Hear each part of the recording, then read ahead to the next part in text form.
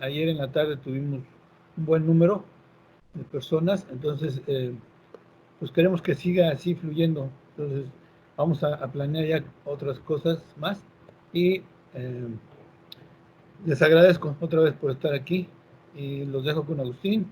A ratito ahí les pongo, en un momento les voy a poner la tesis de odontología de Agustín, que precisamente trata del tema que va a exponer el día de hoy. ¿Sí? Nos vemos a ratito. Sale Agustín. Gracias. Órale, nos vemos.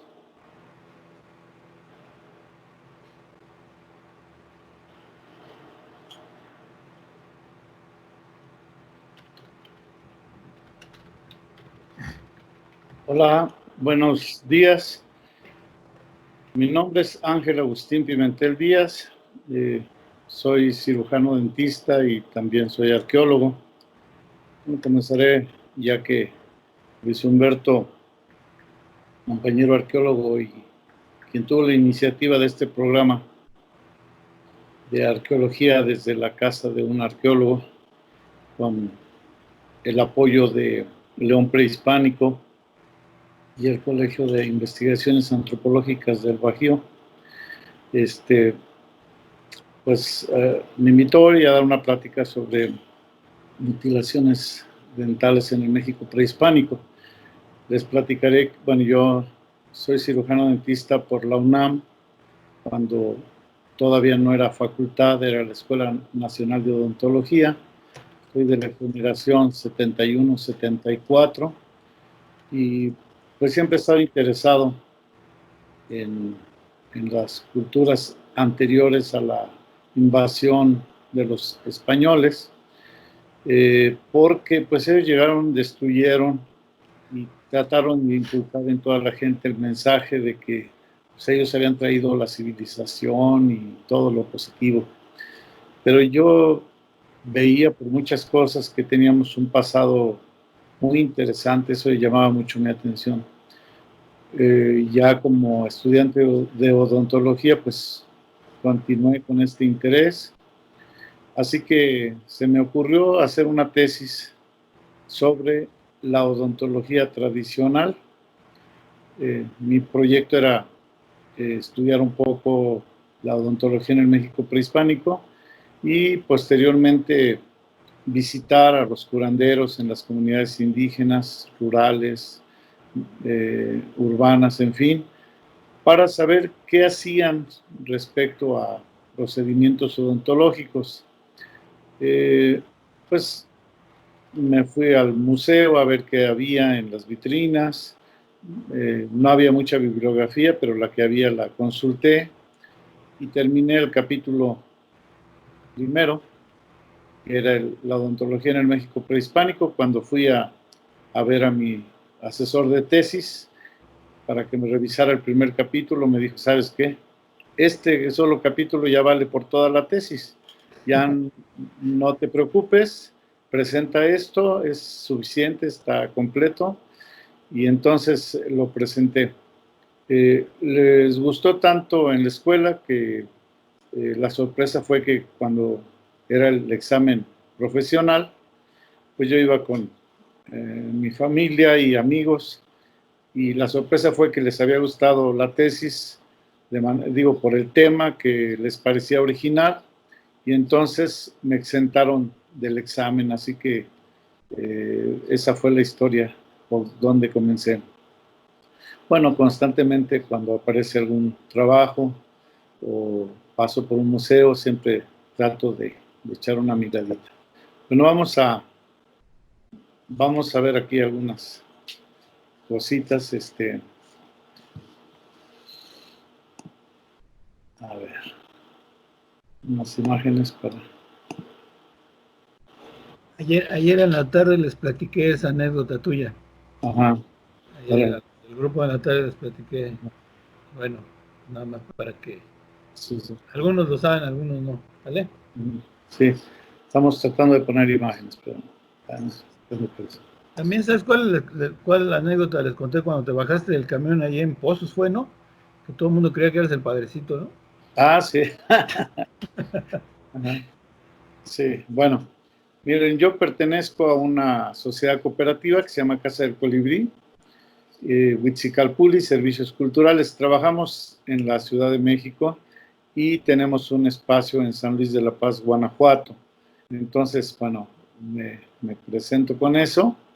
Y el tema es mutilación, y yo le he cambiado un poquito, y modificación dental en el mundo prehispánico. Le he cambiado porque pues, ya hace tiempo dejó de usarse para estos casos el término de mutilación, porque en realidad la gente no tenía la intención de mutilar, sino de modificar la imagen dental. Este tipo de trabajos se hacen en varias partes del mundo, incluso hasta la actualidad. En España mismo tenemos noticias de modificaciones dentales, en África, en varios lugares de lo que es América Latina. En fin, hay varias comunidades, ¿no? Bueno, mi nombre ya dije es Ángel Agustín Pimentel Díaz.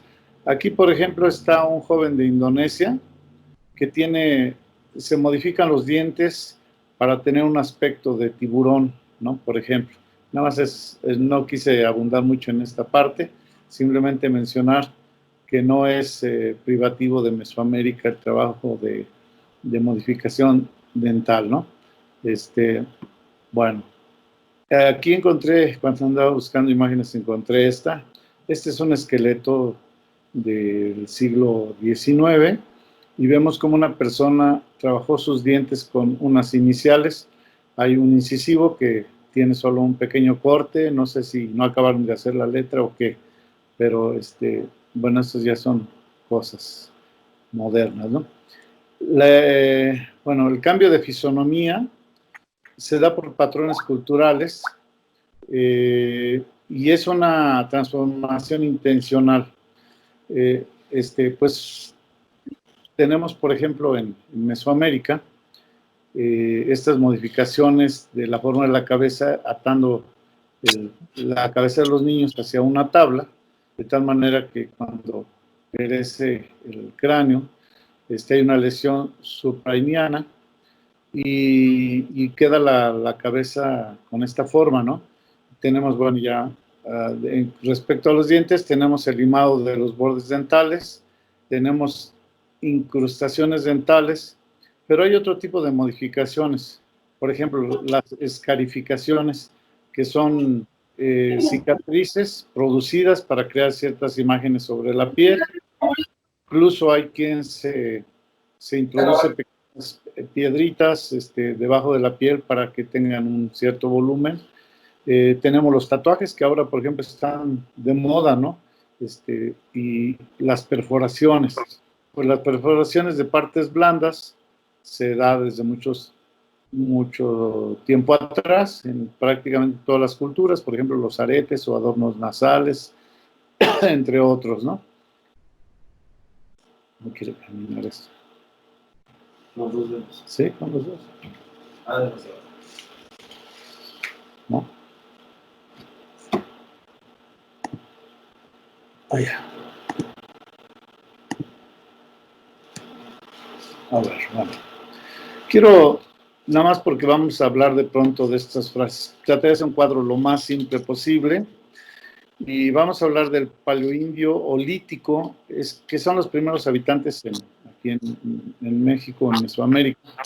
Estamos hablando de 3.500 años, aunque en realidad hay dataciones mucho más antiguas, ¿no? El arcaico formativo, estamos hablando de 3.500 años a 1.200 años antes de Cristo.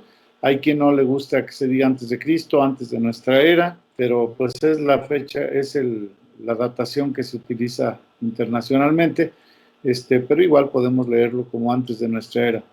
El preclásico, que se divide en temprano, medio y tardío, va de 2.500 años antes de Cristo a 2.000 después de Cristo. El clásico temprano y tardío, de 200 después de Cristo a 1000 después de Cristo, y el posclásico temprano y tardío, de 900 después de Cristo a 1521. Con esto hay variantes en cuanto a las fechas, según los autores, ¿no? En los decorados dentales mesoamericanos encontramos dos tipos, los limados y las incrustaciones. Y esto se origina o se empieza a practicar en el periodo preclásico. Inicia con los limados. Se han estudiado pues todos los casos que se han encontrado y se han encontrado 54 tipos diferentes y aparecen por primera vez entre los siglos XIV y X antes de Cristo. En la zona de la cuenca, en el horizonte preclásico temprano, y las incrustaciones en el preclásico medio. Tuvieron su auge en el periodo clásico. Hacia la época de la conquista prácticamente estaba desapareciendo esta costumbre. Esta pequeña ilustración es nada más como adorno, pero se ven algunos limados y algunas incrustaciones. Ahora vamos a ver primeramente los limados. Bueno, se ha utilizado para hacer una tipología y tener una idea sintética de esta información por grupos y estilos. Solamente se hacen los dientes anteriores, ¿no? O sea, centrales, laterales y eventualmente los caninos. Tanto en el maxilar superior como en el inferior. Romero hizo muchos intentos de clasificación, pero el más reciente es una versión de 1982 que fue publicada hasta 1969. Esta es la clasificación más conocida y porque es la más didáctica. Bueno, vamos a ver esto. Bueno, ahí están las diferentes clasificaciones que se habían hecho. Los autores, Marshall H. Saville en 1913 ya había hecho una clasificación. Horace Whitfield en 1935, Daniel Rubin de la Borbolla en 1944, William Weinberg en 1948 y Javier Romero Molina. La primera la hizo en 1970, pero la fue modificando o completando de acuerdo a hallazgos más recientes, hasta tener la clasificación de 1986, que es la que está en uso. Entonces, aquí vemos un cuadrito donde vemos la modificación, el tipo, las características y cuántas formas existen, ¿no? Por ejemplo, en la modificación tipo 1 es en el contorno del diente. Tenemos tipo A, B y C. El A es cuando la limadura es en el borde incisal. El B es cuando se afecta un solo ángulo. Y el C es cuando se afectan ambos ángulos. Sin embargo, no son hechos de la misma manera. Por ejemplo, en el caso del borde incisal, tenemos 5 formas diferentes. Cuando se afecta un solo ángulo, tenemos 7 formas. Y ambos ángulos, 9 formas. En la modificación 2, que es en la cara anterior o vestibular, tenemos el tipo D, que son líneas, y el tipo E, que es un desgaste o incrustaciones. Para las líneas tenemos 10 tipos, para el desgaste o incrustaciones 5. Ahora, en la modificación tipo 3, contorno y cara anterior, tenemos tipo F y G. En el F en borde incisal, que básicamente se remueve el esmalte, y tenemos 11 formas. Y en el borde incisal y 1 o 2 ángulos con incrustaciones, tenemos 15 formas. Este es un cuadro que hizo Javier Romero. Ahora, vamos a ver aquí a qué se refería con eso. Y vamos a ver, por ejemplo, en el caso A, vamos viendo cómo son las formas. O sea, esos son, según lo que ya mencionamos, los 5 tipos. En el caso B, fíjense que le falta un ángulo, pero las diferentes formas, o sea, son 7 formas. En el caso C, afecta 2 ángulos, pero encontramos 9 formas de hacerlo. En el caso D, tenemos la parte vestibular, la cara vestibular, y tenemos 11 formas de trabajo.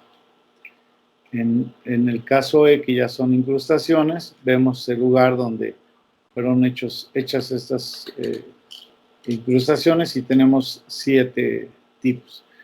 En el F, que ya son combinaciones, encontramos 11 tipos, y en el G, que básicamente son incrustaciones con desgaste, encontramos 17 tipos, ¿no? Bueno, esta es la clasificación de 1986.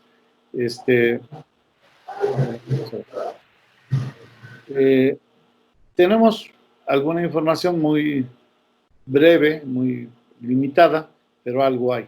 Por ejemplo, Fray Diego de Landa, que fue el primer obispo de Yucatán, él escribe en 1566 que fueron mujeres ancianas quienes limaban los dientes con piedra y agua.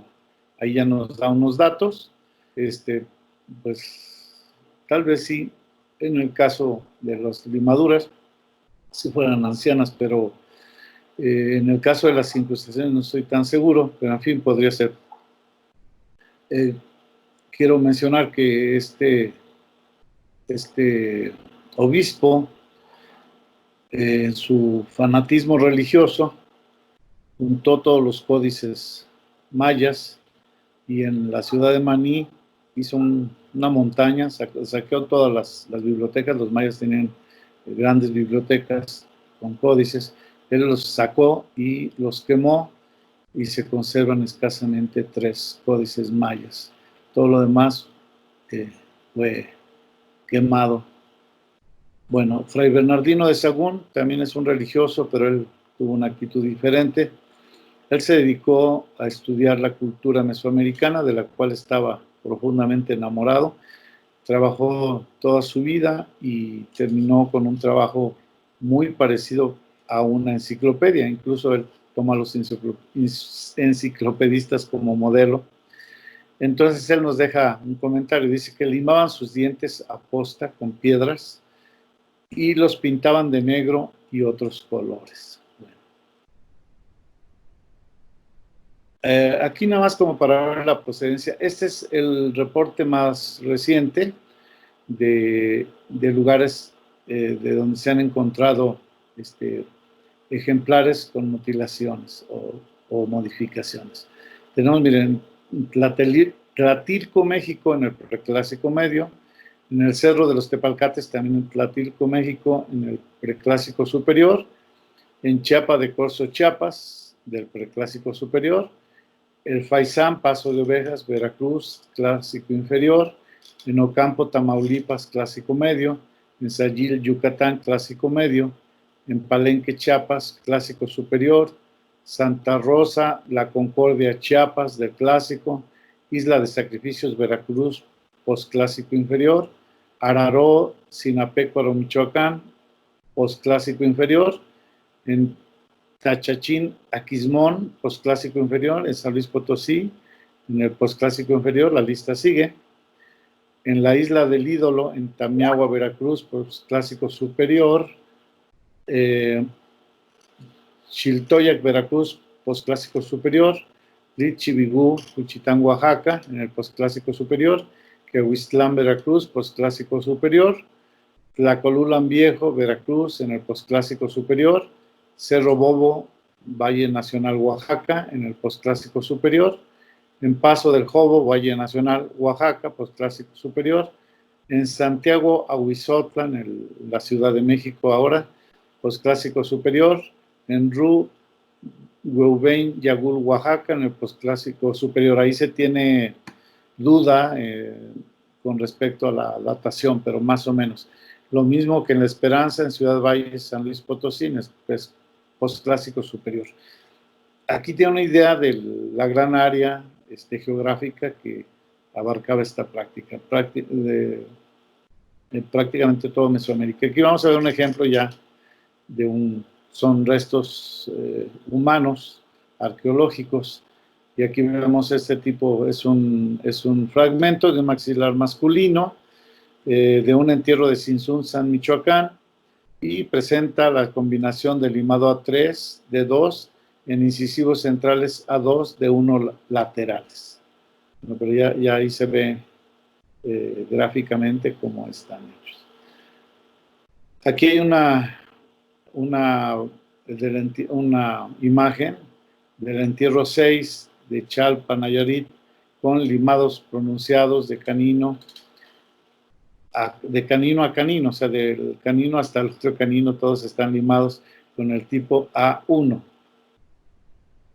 Aquí vemos un fragmento de maxilar superior, de Buenavista de Cuéllar Guerrero, es de sexo masculino y presenta desgastes tipo C con protrusión de incisivo central y lateral. Ahora, también en otro tipo de trabajos podemos ver estas manifestaciones.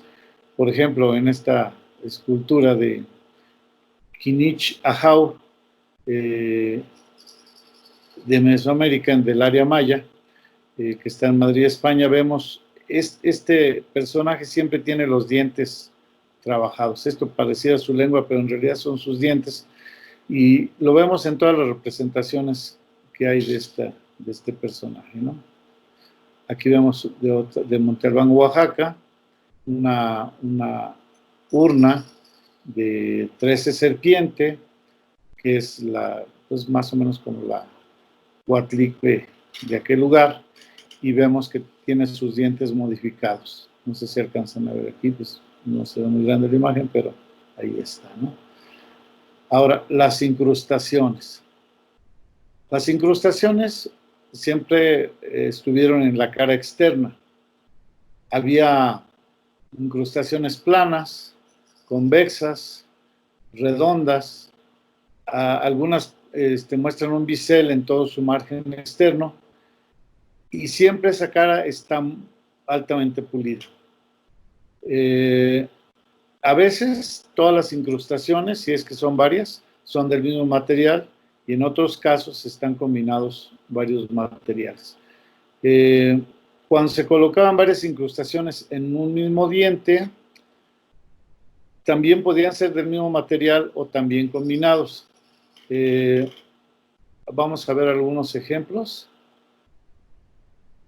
Bueno, antes de eso vamos a ver con qué lo hacían, ¿no? Esto es especulativo, en realidad no hay esta herramienta. Se ha observado, por ejemplo, en comunidades indígenas de Guatemala, la gente que trabaja con el bronce utiliza esta herramienta. Es un taladro, en uno de los lados es el barreno de presión, que también le llaman bomba en cruz. Si se fijan, es un madero perforado sobre un mástil con una cuerda y un disco balancín que se detiene para que pueda girar este tipo de taladro. Abajo tenemos lo que podríamos llamar broca. En el consultorio llamamos nosotros a esto fresa, y este arco usamos una pieza de mano.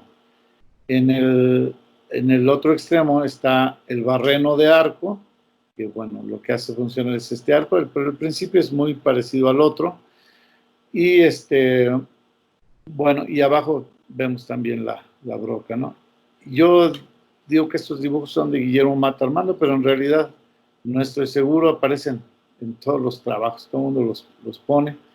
Entonces no sé a quién se deben, pero posiblemente a él. Ahora, vamos a hablar algunas cosas. El esmalte dental, que ahorita les mostraré una imagen, es el tejido más duro del organismo. En la escala de Mohs tiene el número 5.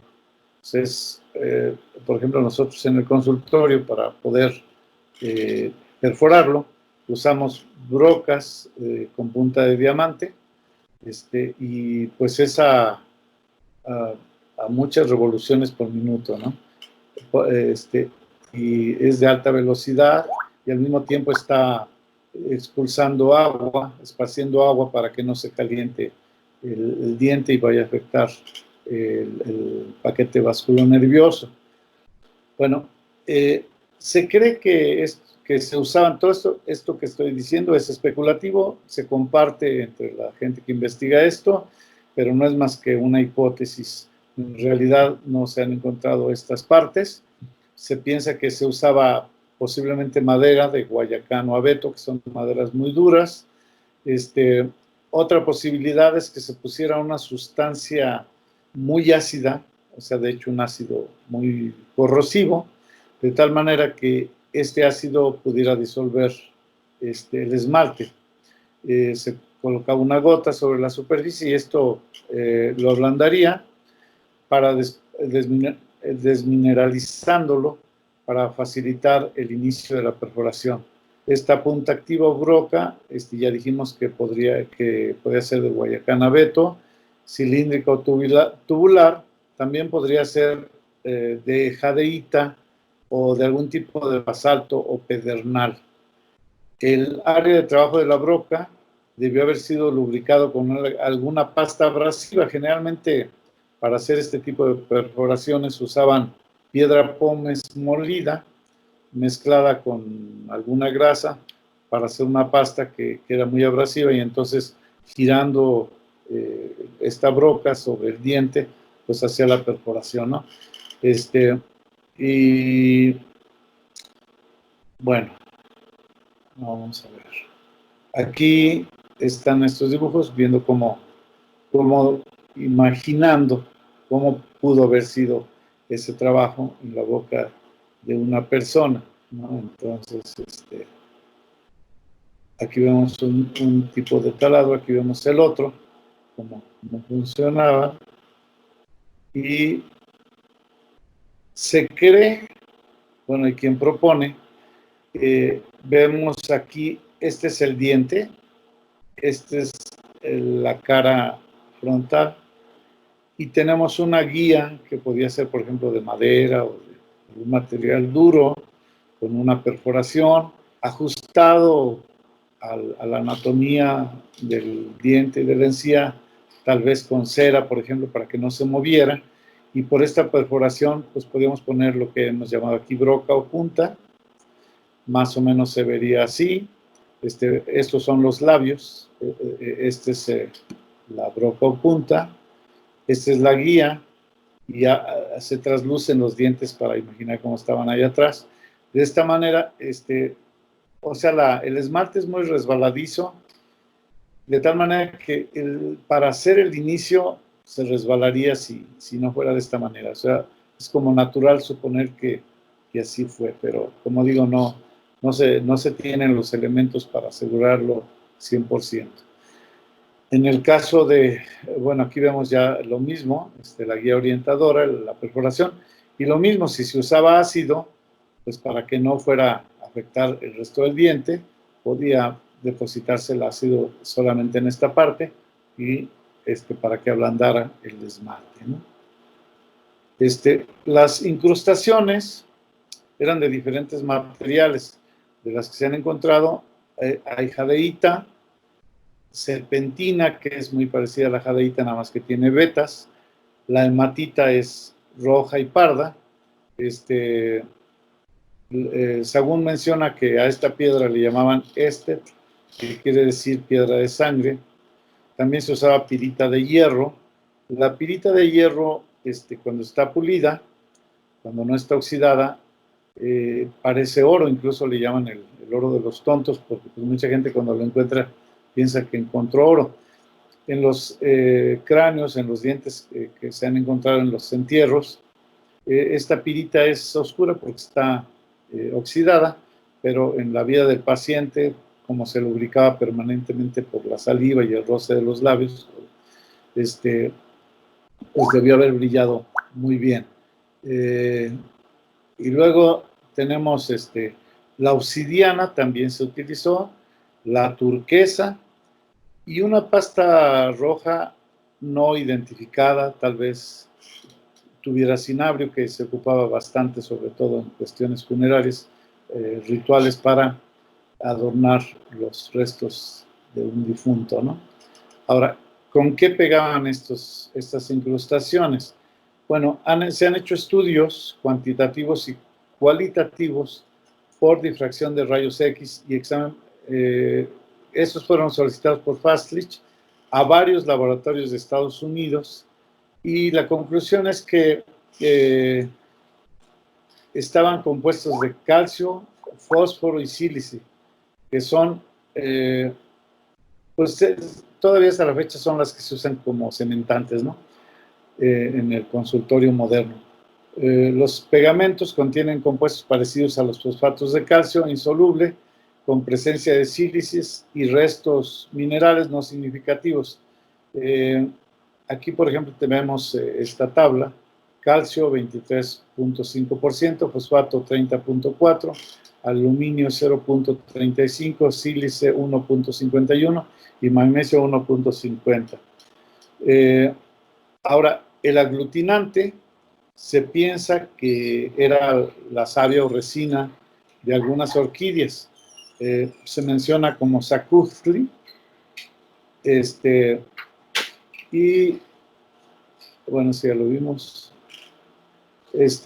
Aquí, por ejemplo, respecto al Sacuhtli, Fray Alonso de Molina traduce este pegamento como engrudo. Fernando Martínez Cortés menciona que el principal producto que los nahuas empleaban algunas veces como pegamento y otras como aglutinante era de origen vegetal y lo obtenían de bulbos de ciertas orquídeas que crecen en Mesoamérica.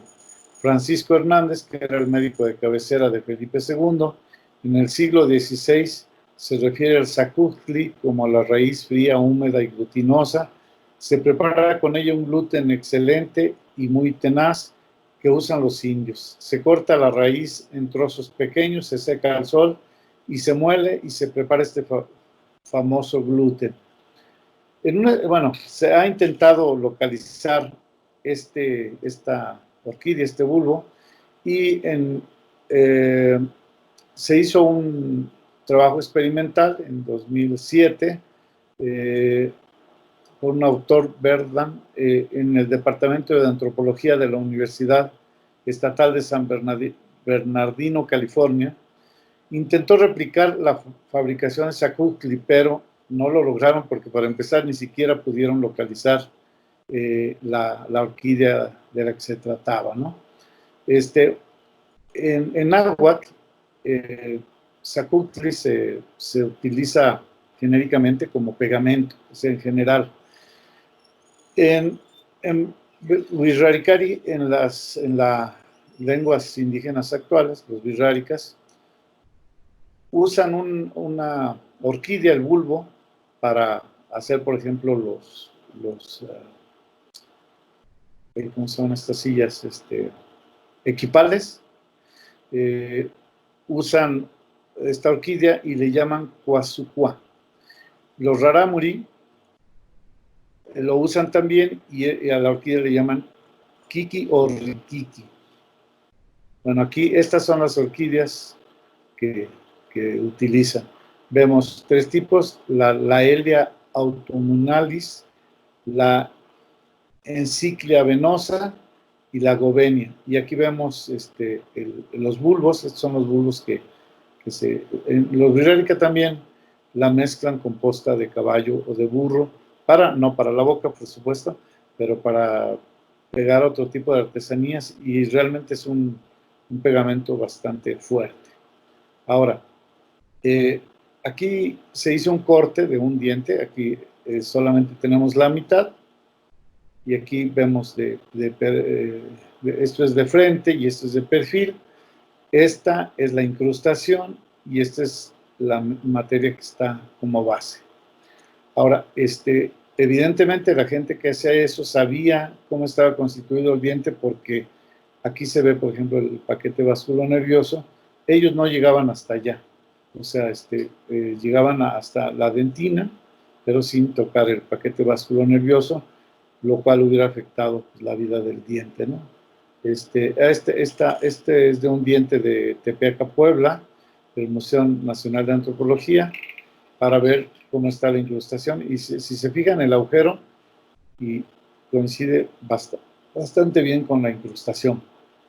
En la actualidad, por ejemplo, pues nosotros usamos algunos materiales para tomar una impresión, y luego con cera se hace la incrustación que después se pierde por calentamiento y se suple con un material como que podría ser oro o otros materiales. Aquí vemos el mismo diente, pero un dibujo. Aquí vemos la cámara pulpar o paquete vasculonervioso. Este que está aquí, esta capa de afuera es el esmalte, que ya hemos dicho que es sumamente duro. Esta parte de aquí es la dentina, que no es tan dura, pero fíjense cómo la incrustación no se acerca acá. Ahora, en la mayoría de los casos, ¿no? Este es el mismo diente.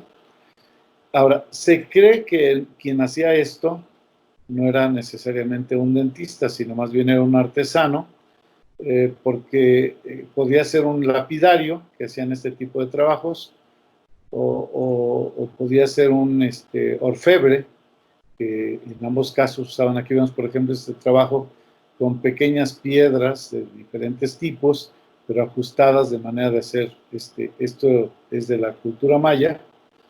Y bueno, vamos a ver.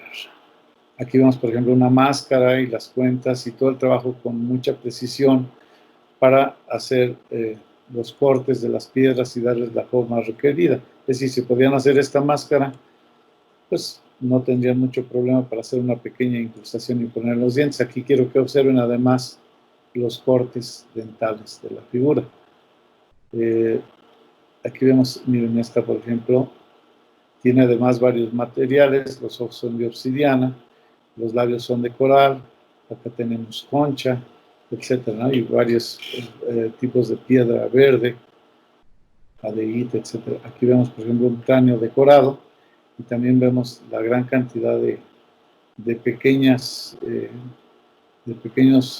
piedras acomodadas como un mosaico, y también vemos los dientes deformados. Bueno, aquí vamos a ver esto, por ejemplo, en Jaina. Es una isla, se han encontrado yacimientos con muchos ejemplos de dientes. Aquí vemos esto, está en el Museo Nacional de Antropología, y vemos incrustación en los caninos, ¿no? Aquí también tenía incrustaciones, nada más que pues se ve que los dientes se gastaron, tal vez por bruxismo, no sé, ¿no? Pero ya no están, pero está la huella de dónde estuvo la incrustación. Y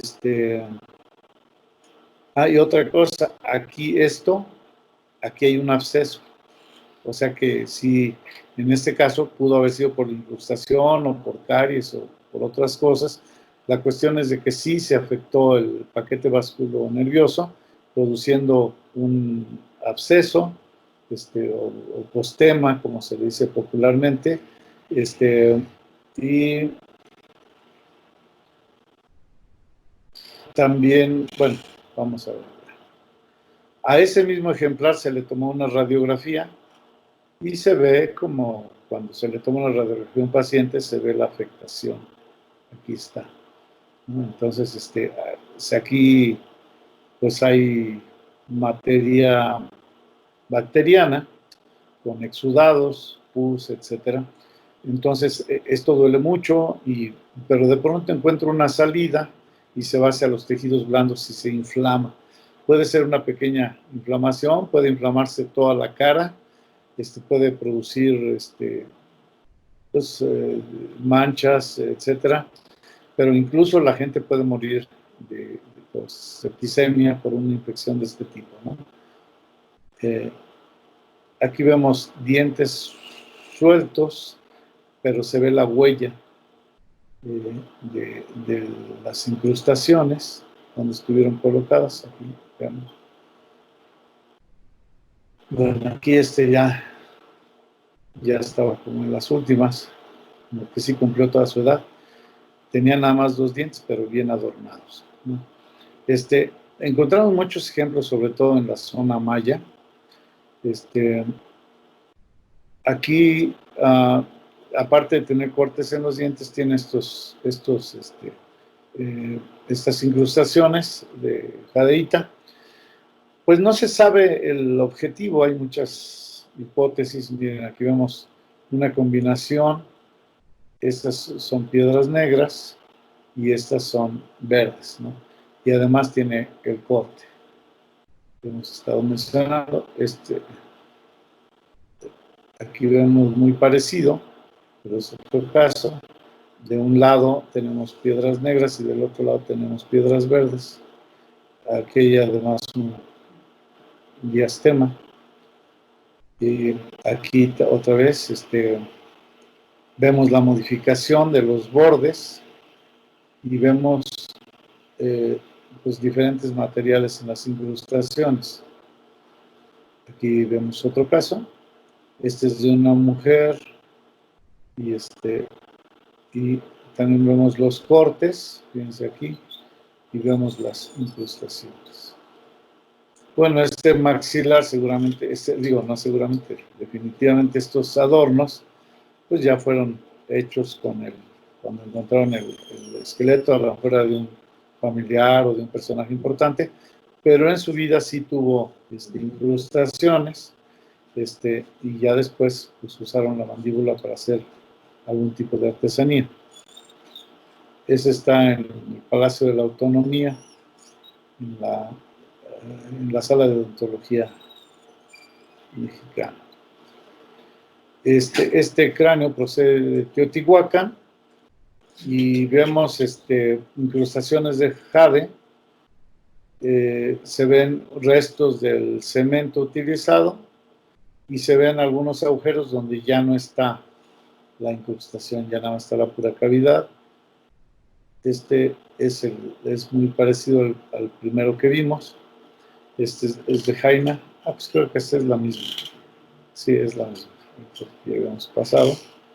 Aquí vemos un diente con una incrustación y aquí vemos la perforación en el hueso por donde se expulsó el exudado. O sea, eso es lo que popularmente se llama postema, ¿no?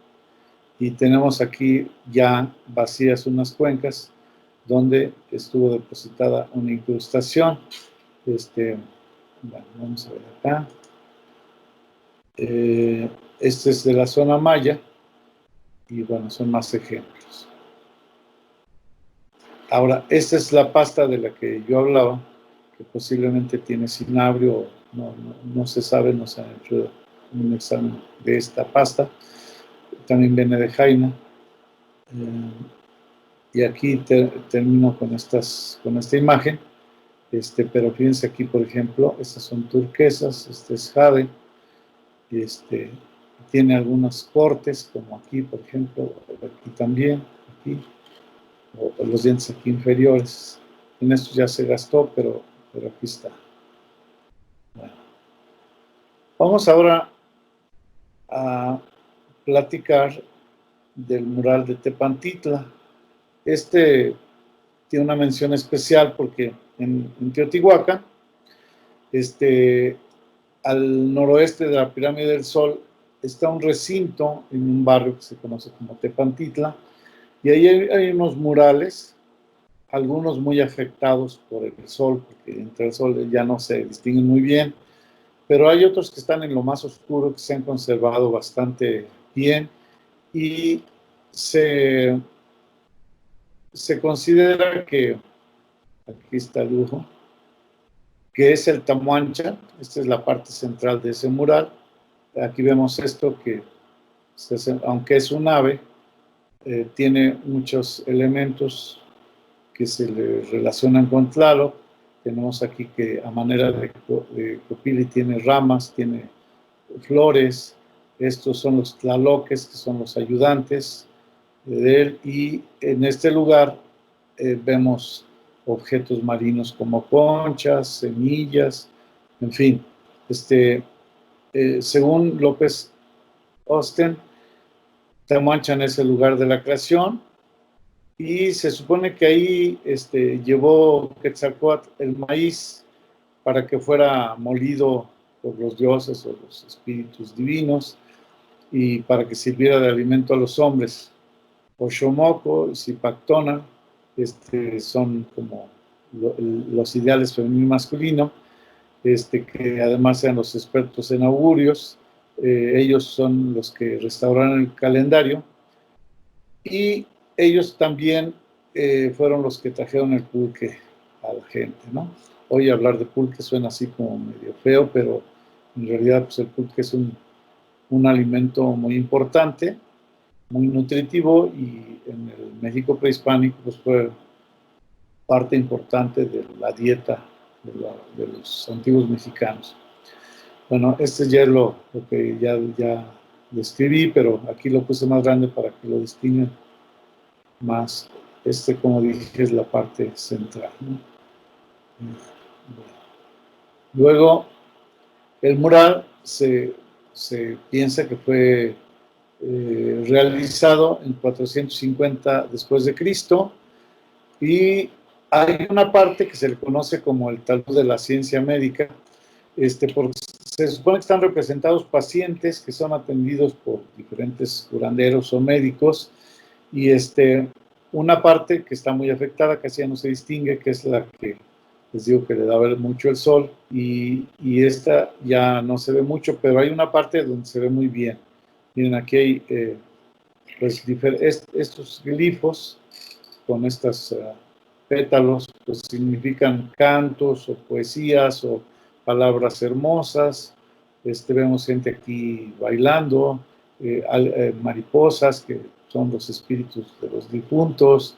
Aquí vemos a alguien llevando a otra persona.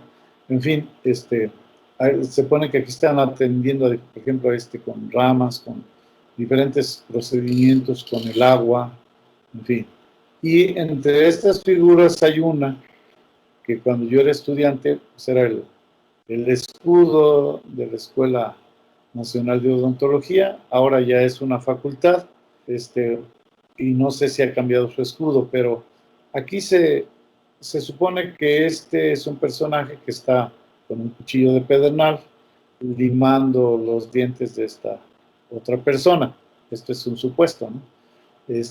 Y vemos que está haciendo un canto o le está diciendo cosas como hermosas, como para tranquilizarlo o para que fuera menos doloroso el procedimiento, ¿no? Bueno. En la parte que ya no se ve, hay otra escena en donde está muy vago aquí el dibujo. También hay una persona atendiendo a alguien de la boca. Aquí un acercamiento para que se vea un poco mejor, y alguien se atrevió a pasar esto a un dibujito que quedó así. O sea, si se viera más o menos, se vería así, pero no está muy definido, ¿no? Todo eso es hipotético. Bueno, tenemos un término para dentista. Ya dijimos que el que hacía las incrustaciones o los limados no necesariamente era un dentista.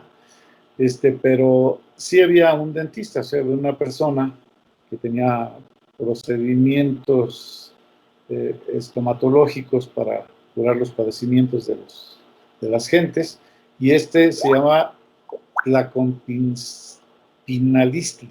La compinalistli, esto es en náhuatl, y en el vocabulario de Molina dice hay una variante de la palabra clansisiquialía unite, que significa cerrar los dientes a otro. Abajo vemos un jeroglífico de dentista. Este es el jeroglífico maya para los dentistas. Fíjense algo muy curioso aquí. Seguramente tenía una apostema y tiene una banda. Esto hacía antes la gente, cuando tenía una apostema se amarraba un trapo más o menos de esta forma. Yo ya no lo he visto, pero cuando era niño sí era frecuente ver a alguien con un trapo así amarrado. Aquí vemos un objeto con el símbolo mencionado, está en el Museo de Antropología. Y bueno, hasta aquí llegamos. Por su atención, gracias. Quiero mencionarles que el dentista es otra cosa. El dentista propiamente dicho, pues atendía padecimientos como halitosis, como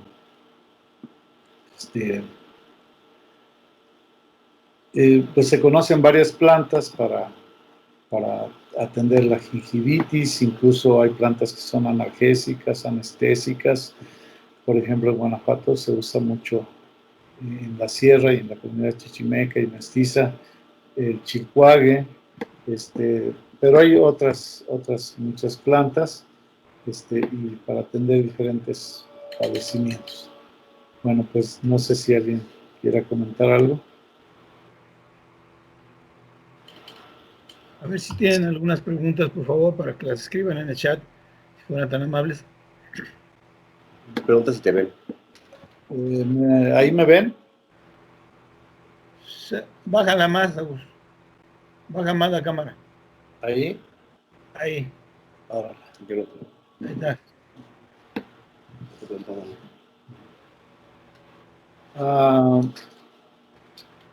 No. Mostré un ejemplo de una mujer, casi al final sí predominan en los hombres, pero no, también se hacían en las mujeres.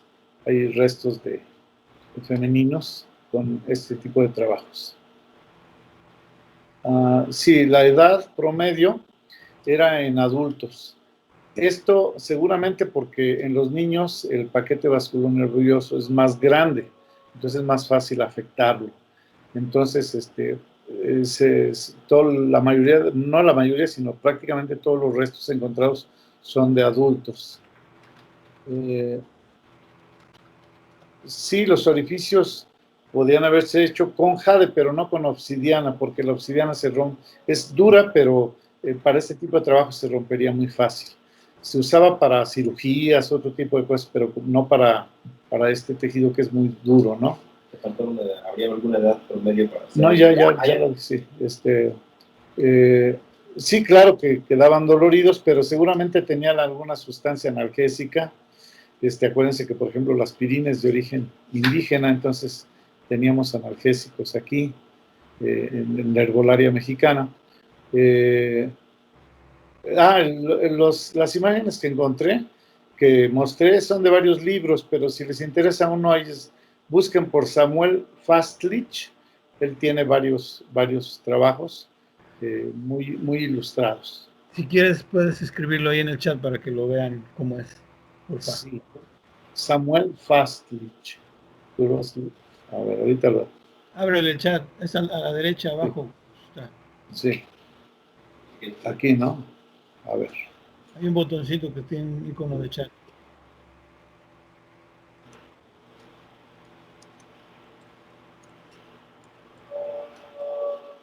Aquí. Él tiene varios libros, búsquenlo y incluso hay varias cosas publicadas en internet que también pueden ver.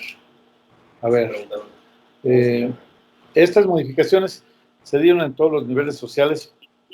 Se piensa que sí, aunque, por ejemplo, cuando se usaban alguien de un estatus más bajo, se supone que porque él servía cierta deidad o a un cierto personaje, ¿no?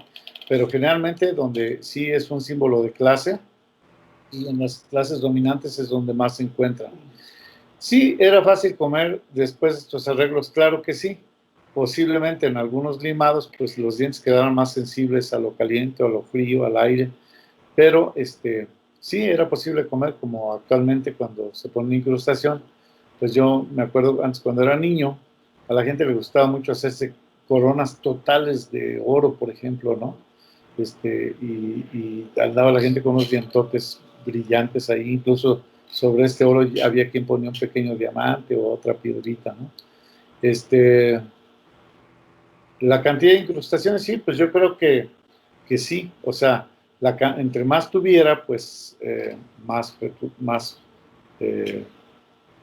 presunción de poder o de que podía tener la gente o de estatus, ¿no? Bueno, a ver. Bueno, el número pudiera ser, es que esto no se sabe, todo eso es hipotético, no sé. Son preguntas que nos hacemos los que investigamos esto. Si el color tenía que ver con algo, si el número, si, por ejemplo, no sé, si fuera de Chalchihuique, si tiene que ver con Chalchitlicue, por ejemplo, etcétera, ¿no? Puede ser que sí, eso suponemos, son las preguntas que nos hacemos y pues habrá a lo mejor un día en que podamos contestarlas. pero al momento es difícil, ¿no? Sí, No se escribió el nombre de la persona del investigador, no se escribió. Samuel Hastrich. ¿Lo puedes intentar? Sí, lo puse centro, pero allá. No se escribió. Ahí va. ¿Cómo lo pongo así? Ya está. Gracias. Ajá. Dice que si habría problemas dentales. Sí, miren, si quedara una fisura, lo pudieran en el azúcar, lo que pasa es que con la saliva se acidifica y entonces lastima, ¿no? Lo mismo el agua fría o caliente. Sí, si la incrustación no sellaba perfectamente, segurísimo, había sensibilidad en los dientes. Pues,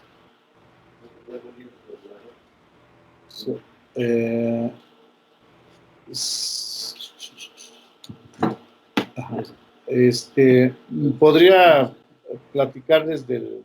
Hay varios, no me sé los títulos de memoria, pero si me escriben a mi correo, aquí lo voy a poner en mi correo.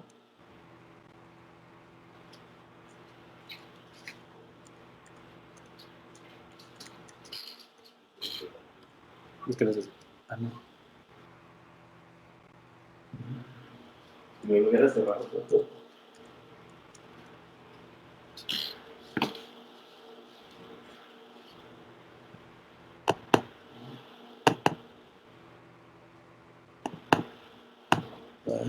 Ya. Ese es mi correo. Si me escriben, yo les pongo bibliografía precisa, ¿no? No me sé los títulos, pero sí hay varios trabajos tanto de épocas antiguas como modernas, ¿no?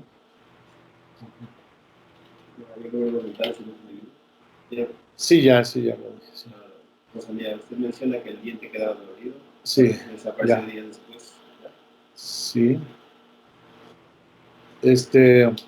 Quiero platicarles que en San Luis de la Paz tenemos un espacio que se llama la Casa del Colibrí, Huitzicalpuli, que es el nombre de la sociedad cooperativa. Los que trabajamos ahí, bueno, yo soy cirujano dentista, soy arqueólogo y también soy etnomusicólogo. Ahí ofrecemos campamentos culturales, decimos a la carta, porque recibimos grupos organizados. Entonces, la persona que representa este grupo hace arreglo con nosotros. Según el perfil de la gente, pueden ser niños de preescolar o personas de la tercera edad, un grupo de universitarios de Francia, etcétera, lo que sea, según sus intereses y los días que van a permanecer, qué tipo de actividades quieren. Podemos hacer conferencias, talleres, visitas guiadas, paisajismo o senderismo, visitar lugares de interés arqueológico, de interés histórico, gastronómico, etnográfico, etcétera. Entonces se hace un proyecto, tenemos un espacio escénico donde podemos invitar a alguien que haga música, teatro, podemos tener fogatas con gente que hace narraciones, en fin, tenemos baño de temazcal, diferentes cosas. Se planea entonces la actividad desde el día que llegan hasta el día que se van. Por el momento no tenemos cabañas, la gente se hospeda en casas de campaña, tienen sus casas de campaña, sí tenemos sanitarios, y tenemos el temazcal para los baños, pero les proporcionamos una lista de los hospedajes cercanos por si alguien quiere hospedarse en un hotel. Y bueno, si la pandemia nos deja vivir y recuperar nuestros trabajos, próximamente tendremos cabañas. Pues quiero agradecer esta fue mi última participación, al arqueólogo Luis Humberto Perlín Vargas, que fue el que tomó la iniciativa, y al León Prehispánico y ahí ya Instituto, al Colegio de Investigaciones Colegio de Culturales. Investigaciones Antropológicas del Bajío. Bueno, Oye, por ahí queda una pregunta, Gus, de Rosalía. A ver, desde... Tu correo está. Está antesito de tu correo. Estoy viendo, espérame, estoy viendo aquí una nota.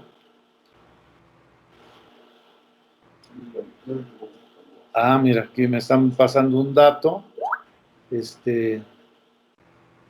y de un hallazgo que Raúl Valadez o algo así, ya no alcancé a ver. Bueno, ya estos son agradecimientos. Los efectos, no esta pregunta de que si fueron muy frecuentes los efectos secundarios, no tanto, o sea, sí hay afectaciones, pero son las menos. O sea, la mayoría de los casos la gente tuvo la incrustación o el limado sin ningún problema, ¿Sí viste esa pregunta que te dije? ¿Cuál era, dices? Una que dice, bueno, te la leo, dice, usted menciona que el diente quedaba dolorido. Ah, sí, sí, ya Claro, lo... ese es eso, ¿sí? Sí, sí, Ok. o sea, cuando lo trabajaron seguramente sí, y ya dije yo que había analgésicos, mencioné que la aspirina surge de la herbolaria mesoamericana, entre otras medicinas, ¿no?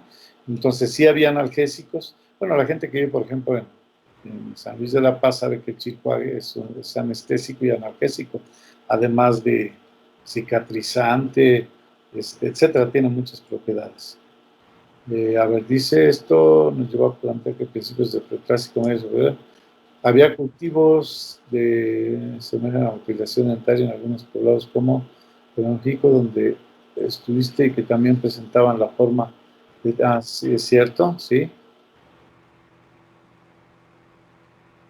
Uh, algunos procedimientos fueron incompletos. Pues seguramente sí. Si alguien, por ejemplo, iniciaba un procedimiento y no le gustaba, a lo mejor no dejaba que terminara. Oye, ahí puse ya la liga de la página de Facebook de Huitzicalpuli. Ah, sí, la vi. Fíjense que no necesariamente, sí, puede ser que se hiciera por partes. Cuando se calienta por la fricción, el diente debe de doler, ¿no? Pero si se va trabajando despacio, o sea, un poquito y otro poquito, y se va dejando descansar, seguramente no es soportable, ¿no?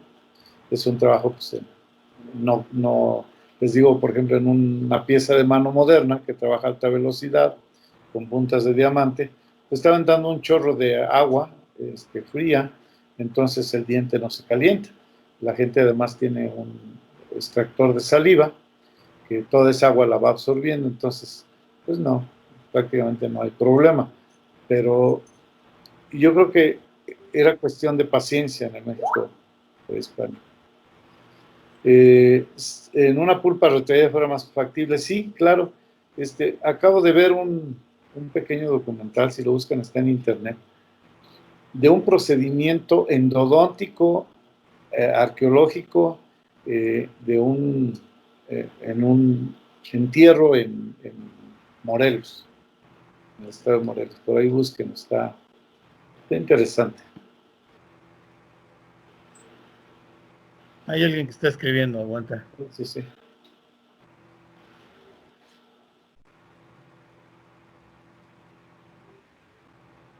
¿Dónde? Ya no vi el ¿Qué había de las muelas del juicio en aquella época? Bueno, pues había extracciones. Si la muela del juicio causaba problemas como ahora y había que extraerla, pues seguramente buscaban la manera de quitarla, ¿no? No se tiene mucha información, pero sí, hay restos donde no aparece el tercer molar, ¿no? O muela del juicio. Es posible que sí se extirpara.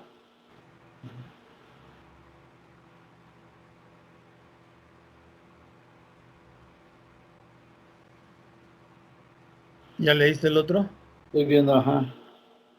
Sí, esto que dice que si las modificaciones en los caninos era para que parecieran a los perros o jaguares, sí, posiblemente sí.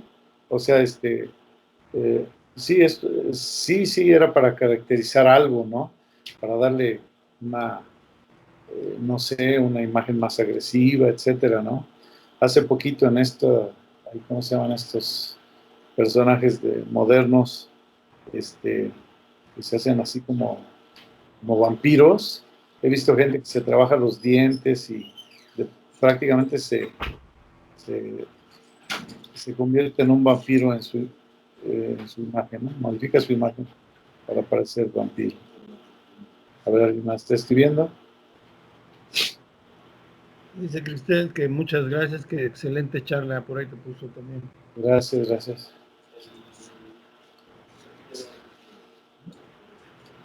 Sí, son prácticas culturales que de repente